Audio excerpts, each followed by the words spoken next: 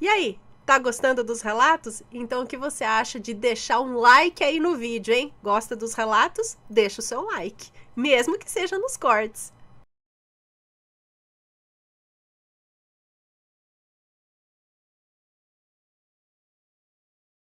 Vamos ao relato. O relato de hoje na verdade, são vários relatos, tá? Esses são as histórias assombradas da tia V. Então a gente vai, é como se fossem vários bônus ou vários relatinhos. Então a gente vai lendo essas histórias aí. Vamos começar? Olha lá, histórias assombradas da minha tia V. É uma, duas, tá. Então, Aqui, ó. Boa noite, Ana e assombrados. Me chamo fulana. É fulana ou fulano? Agora eu não sei. E envio meu segundo relato. O primeiro, acho que eu não li. Bom, foi contado. Tá. Bom, devo começar dizendo que a minha avó já passou por algumas situações bem sobrenaturais. Me lembro de algumas histórias, mas vamos deixar para um próximo relato, para esse não ficar muito longo. Então, Ana, a minha tia V herdou mediunidade, o que acredito que a minha avó tenha e foi passado para minha tia e também um pouco para mim. A minha tia V adora tudo relacionado ao sobrenatural. OVNIs, fatos científicos inexplicáveis, filmes de ficção científica, coisas relacionadas ao universo, enfim. E eu adoro tudo isso também. Minha avó me disse uma vez, e minha tia V também, que ela, quando era pequena, via coisas. E em uma dessas visões, ela ficou pulando no berço e gritando: "Olha a bruxa voando! Olha a bruxa!" Ou seja, desde muito pequena, ela via fantasmas ou entidades, não sei. Ela tem um dom poderoso. Consegue enxergar a aura das pessoas, sentir energias de pessoas e locais. Sabe se as pessoas são boas ou ruins e quando estão mentindo. Consegue até mesmo ouvir pensamentos. Meu Deus! Ai. É um X-Men. Sim, pensamentos. Essa parte ela me contou faz pouco tempo. Segue abaixo alguns relatos que acho importante dividir com as pessoas, para que saibam que o sobrenatural existe sim. E que devemos respeitar tudo relacionado a isso. Temos medo do que não conhecemos e julgamos ser inexistente ou algo do mal, coisa do demônio, enfim. Se você não acredita, simplesmente ignore. Meus tios trabalhavam desde muito cedo e em uma das casas que a minha tia trabalhava, aconteceu uma situação. Essa casa se situa na cidade em que morei até os meus 17 anos. E a dona da casa foi minha professora de ciências em diversos anos da escola. Minha tia sempre via um senhor sentado no sofá da casa, mas acontece que era só por alguns segundos e então, puf, ele sumia. E esse fato se repetia por diversas vezes, enquanto a dona da casa estava na escola trabalhando e a minha tia cuidava de sua casa. A minha tia, obviamente, sabia que ele não era desse plano e um dia decidiu perguntar sobre o tal homem. Perguntou se ela tinha um homem alto na família e a dona da casa confirmou. E então ela descreveu as características do homem. E a dona da casa disse que esse senhor era o seu pai, que já havia falecido. E ele tinha o costume em vida de se sentar no sofá da sala. 2. Ana, essa segunda história posso contar do meu ponto de vista porque apesar de envolver a minha tia, eu estava no cômodo quando aconteceu. Eu tinha uns 12 ou 13 anos e a minha tia havia chegado em casa há pouco tempo. Ela estava morando em Portugal e iria se mudar para a Espanha. Então precisou ir para casa resolver documentação e também nos visitar. Estávamos no quarto da minha avó. Minha tia, a amiga da minha tia, meu irmão com 4 anos e eu. Estávamos conversando sobre coisas sobrenaturais. Sempre me interessei por isso. E então, após algum tempo, meu irmão, que não era muito falador, começou a conversar. Lembro que ele falou algo e a minha tia queria que ele repetisse para ela poder gravar com o celular. Então ela iniciou a gravação e escondeu o celular atrás das costas. Para vocês poderem entender, o quarto era da seguinte forma. Aí ela desenhou aqui pra gente ver. Tinha uma cama de solteiro aqui, imaginando um quadrado assim. A cama de solteiro, aqui acho que um guarda-roupa, aqui a porta. Aí tava a amiga, a tia, ela e o irmão. E a cama da... sentados na cama da avó, aqui, ó. Então, era a porta, aí aqui ficava a cama de casal da avó, uma caminha de solteiro aqui e acho que um guarda-roupa. Então, estavam sentados na ponta da cama, a amiga, a tia, ela e o irmão. Tá. Bom, o quarto ficava para o lado da frente da casa e encostada na parede em seu comprimento. Encostada na parede em seu comprimento havia uma cama de solteiro, e do lado estava a cama da minha avó, com o lado dos pés para a janela. Entre as duas camas havia um pequeno corredor para que se pudesse andar pelo quarto. E a cama da minha avó ficava com a cabeceira do lado da porta. Okay. Eu e meu irmão estávamos próximos da cabeceira da cama de casal e a minha tia, sua amiga, do lado dos pés e de costas para esse espaço entre as duas camas. Entenderam? E então ficamos tentando convencer o meu irmão a falar de novo. E quando finalmente conseguimos, ela tirou o celular das costas, parou a gravação e apertou play para a gente ouvir o que havia sido gravado. Imaginem a nossa surpresa quando, no meio da gente falando, começamos a escutar uma voz grave de homem fazendo barulhos. E eram tipo... Sabem quando alguém finge ser um fantasma debaixo de um lençol branco e fica querendo assustar as pessoas? Pois é. Eu me lembro que no mesmo segundo que ouvimos a gravação, saímos do quarto na velocidade da luz. Eu fiquei morrendo de medo. Coitado do meu irmão, não entendeu nada, tadinho. Só esclarecendo que não era barulho de máquina, não era chiado, não era interferência e nem nada disso. Então tinha alguém debaixo da cama e quis assustar vocês. Não tinha ninguém. Meus tios trabalhavam e meu avô não morava mais lá. A única pessoa do sexo masculino naquela casa era o meu irmão de 4 anos.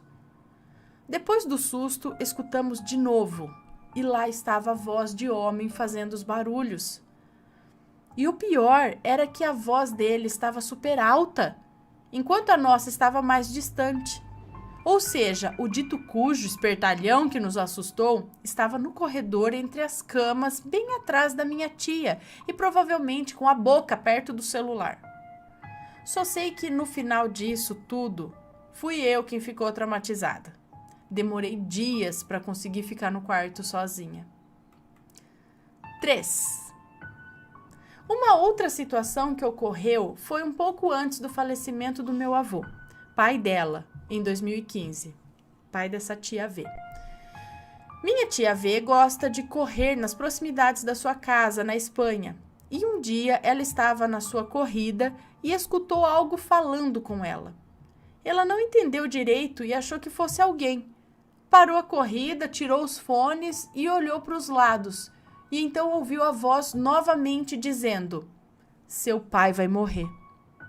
Ana, 3 dias depois, o meu avô sofreu um AVC. No dia que aconteceu, eu estava trabalhando e só fui saber no fim do dia. Porque como eu ando de moto, a minha mãe não queria me preocupar. Ela me pediu para enviar uma mensagem por WhatsApp para minha tia e dizer o que tinha acontecido. E então a tia V me falou da voz que ela ouviu enquanto corria.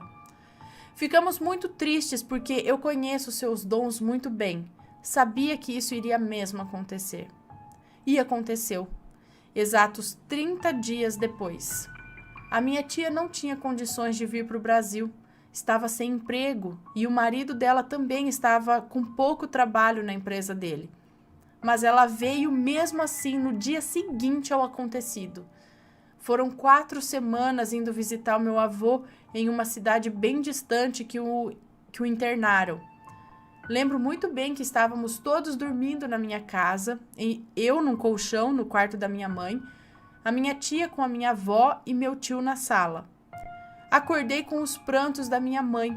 Eu fiquei tão nervosa com tudo aquilo, Ana. Eu nunca tinha perdido alguém. O enterro foi na terça. O voo da minha tia era na quinta. Eu acho que ela sabia até o dia, mas eu nunca perguntei. Isso não importa. Só importa que ele estava acordado quando a minha tia o visitou. E ele pôde vê-la uma última vez, sendo que não se viam há mais de 4 anos. Então era importante. 4. Essa história aconteceu quando eu era ainda menina. Devia ter uns 9 ou 10 anos. Tínhamos uma vizinha chamada Dona Jota. Ela era uma pessoa muito boa e considerava minha tia V uma filha. Por ter crescido ao lado de suas filhas, de quem minha tia era muito amiga, né? Minha tia vivia na casa dela e quando adultas, apesar da distância, as meninas continuaram muito amigas. A minha tia sentia que tinha algo que a conectava com a Dona Jota. Infelizmente, a Dona Jota tinha uma doença renal. Desculpe a minha falta de conhecimento, mas realmente eu não me lembro qual a doença exatamente e nem a minha tia. Dona Jota tinha uma condição chamada barriga d'água, que é um líquido acumulado no abdômen associado à doença renal dela. Me recordo que ela ficou doente por muito tempo e foi um sofrimento muito grande quando ela veio a falecer. Na época que a Dona Jota ficou doente e faleceu, a minha tia morava em Campo Grande e não conseguiu vir para o Paraná em seu enterro. Não que não quisesse, eu tenho certeza, mas por não poder pedir folga do trabalho que tinha. A Dona Jota tinha 3 filhas e após algum tempo da morte da mãe, a filha mais nova ficou grávida. E é aí que a parte assombrada começa. Numa certa noite, a minha tia sonhou com a Dona Jota. No sonho, ela estava muito triste, cabisbaixa e chorando. Então a minha tia perguntou por que dela estar assim. E a Dona Jota respondeu que estava muito triste porque o filho que a S, que é a filha mais nova dela, o filho que ela esperava já estava lá com ela. E infelizmente, por um erro médico, ele ficou na barriga mais tempo do que podia e o neném nasceu morto. Peraí.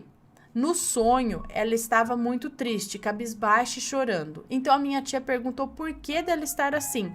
E a Dona Jota respondeu que estava muito triste porque o filho da filha dela, o filho que a S esperava, já estava lá com ela, ou seja, já estava no plano espiritual com ela. E infelizmente, por um erro médico, ele ficou na barriga mais tempo do que podia e o neném nasceu morto. Deixa eu dar uma pausa aqui para falar que isso é um medo que eu tenho, que eu tinha com os meus filhos. Eu prefiro que a criança saia antes, porque há condições. Hoje em dia a criança nasce com 5 meses, já se tem condições de manter a criança de boa. Não tem um monte de criança. Você conhece que nasceu prematuro, tudo, lógico, você não vai arrancar a criança do nada. Porque aconteceu de nascer antes do tempo e aí você mantém ela lá, tal. A gente tem condições hoje em dia, assim. Mas passar do tempo é perigoso. Então, eu acho que tem que ter muito monitoramento, muito cuidado. Porque se deu, tá ali perto, tá pronto, tal, vai, tira. Porque eu sei que às vezes é lindo, assim. Tá? Não sou, gente, por favor, não sou contra parto normal de jeito nenhum. Se eu pudesse, teria tido. Não tenho medo nenhum, eu acho lindo, curto, acho interessante, sei que é muito bom para ambos. Mas eu não quero que vejam também cesariana como sendo um monstro, uma coisa que vai matar a criança, que vai ser ruim para todo mundo. Não, existem condições e condições. Tem gente que tem ótimas condições de ter parto normal. Todo mundo pode? Teoricamente pode, toda mulher, mas às vezes acontece alguma coisa no meio do caminho, não é? Eu, por exemplo, estava tendo ali dor, e não tinha nada de dilatação. Vou esperar até quando? Quando o Vitório nasceu, o líquido já estava bem amadurecido, ele não tinha verniz caseoso, sei lá, nele, ou seja, ele estava já, se começasse a passar muito, poderia dar algum problema. Por que não fazer uma cesariana? Não é? Então, a decisão do médico, eu acho que tem que... Bom, às vezes a gente tem que escutar um médico, mas às vezes tem outro que, né? Não dá pra escutar, que nem foi erro médico. Ai, gente, olha... Tá vendo? Era um caso que a criança precisava nascer, provavelmente, não estava conseguindo nascer por parto normal e o médico demorou para fazer uma cesariana, provavelmente. Então, na minha cabeça, melhor que saia antes do que passe do tempo. Eu vejo muito mais problemas passando do tempo do que saindo antes. Tá? Pode parecer muito, como a Ana é fria, não, eu quero que a criança nasça bem, não importa, pode sair pela boca, pelo nariz, que saia bem a criança, entendeu? Pode, vai cortar minha barriga, vai cortar minhas costas, vai cortar meu pescoço, pode cortar o que você quiser, desde que a criança nasça bem. Essa é a minha. Mas enfim, isso não vem ao caso. É que eu fico muito triste, que nem por um erro médico, porque passou do tempo, a criança morre, gente. Ai, eu fico imaginando, sabe, que se martela na cabeça, assim, se tivesse feito isso, se eu tivesse ido lá, se não, sabe, esses sis que agora já não dá mais tempo. Bom. Vamos continuar o relato. E, infelizmente, por um erro médico, ele ficou na barriga mais tempo do que podia e o neném nasceu morto. A minha tia não teve coragem de contar o sonho para S, mas após o acontecido, ela acabou contando. Mais alguns meses se passaram e veio mais um sonho. E novamente a dona J estava triste, mas dessa vez por conta da outra filha, a Ellie, que estava com uma doença no sangue, mas graças a Deus a Ellie melhorou. O terceiro sonho foi diferente. Ela não estava triste, pelo contrário. A minha tia não a via, apenas escutava sua voz e via uma luz muito brilhante. E depois passou a ver um jardim lindo, mas mesmo vendo o jardim ela não via ninguém. Dona J disse que estava bem e feliz, que era para ela dizer para suas filhas não se preocuparem mais porque ela estava bem. E foi o que a minha tia fez. Contou para as filhas todos esses sonhos e, para surpresa da minha tia, a mãe da Dona J também havia sonhado com esses recados. A Dona J queria que as suas filhas recebessem suas mensagens e acredito que, como não conseguia falar direito com as filhas, conseguiu a conexão com a minha tia e com a sua própria mãe. Alguns anos depois, a minha tia V sonhou que estava em um parque e via a Dona J. E ela disse que havia ido ali para ver a minha tia, porque sabia que ela sempre ia nesse lugar. E então a Dona J segurou a mão da minha tia e ela sentiu uma forte energia invadir. A Dona J disse para ela ficar bem e que sempre cuidaria dela. Falou que o tempo estava acabando e se foi. Eu e minha tia acreditamos que esses sonhos são viagens astrais. No entanto, como eram recados que precisavam ser dados, a minha tia se lembrou de todos os sonhos. Esse foi o último que ela teve com a mulher que ela tinha uma enorme conexão. Ela foi para o céu, estava feliz e cuidando das filhas, e cuidando também da minha tia de lá. Obrigada pelo espaço para podermos contar nossas histórias, Ana. Acompanho o seu canal desde 2016, quando me mudei para Maringá para iniciar o meu mestrado, e assisto vocês até hoje. Adoro os relatos gravados e acompanho-os ao vivo sempre que posso. Um beijo para você, para o Matheus e para os bebês. E um beijo para todos os assombrados, e até a próxima. Falou, um beijo, até! Ai, quantas histórias, gente. Olha aí, pessoa que tem uma mediunidade mais aguçada. Tá vendo como eu falo esse negócio de sonho, quando a gente sonha com alguém? já falecido e tem esses recados, essas coisas, não é bem sonho, é uma viagem astral. Você se encontra com ele, na verdade, no astral e se lembra, se recorda disso como se fosse um sonho. Mas, na verdade, você realmente encontrou com ele, mas no plano espiritual, que é a forma mais fácil, acredito eu, de se ter comunicação com o pessoal de lá, já que não somos médiums assim tão fortes, né? Do tipo de ver a pessoa aqui, escutar a pessoa aqui, né? Então, vem por sonho. Não é mesmo? Se tem uma experiência parecida, manda pra gente. Me conta, gostou do relato? Então o que você acha de deixar um comentário aqui embaixo, sempre com respeito, por favor. Além do like, é claro.